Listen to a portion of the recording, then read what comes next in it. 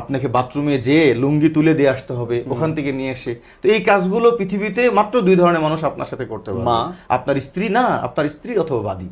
তো যেহেতু আমাদের দেশে হালাল বাদী নেই, অতএব অনলি ওয়ান স্ত্রী পারবে নাভির থেকে হাঁটু পর্যন্ত দেখতে।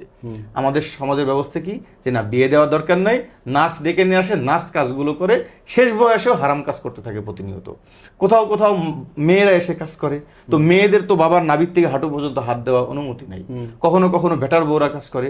এবং কত মারাত্মক একটা ব্যাপার হলো যে কোনো বেটার বউ, ছেলের সন্তানের স্ত্রী যদি শ্বশুরের গায়ে হাত দেয়, ধরেন 60 বছরের একটা বুড়া তাকে পিঠ ডলে দিচ্ছে, ওই অবস্থায় যদি ওই 60 বছরের পুরুষের এই 18 বছরের নারীর ছোঁয়াতে শরীর গরম হয়ে যায়, তো সাথে সাথে কিন্তু তার ছেলে হারাম হয়ে যায়।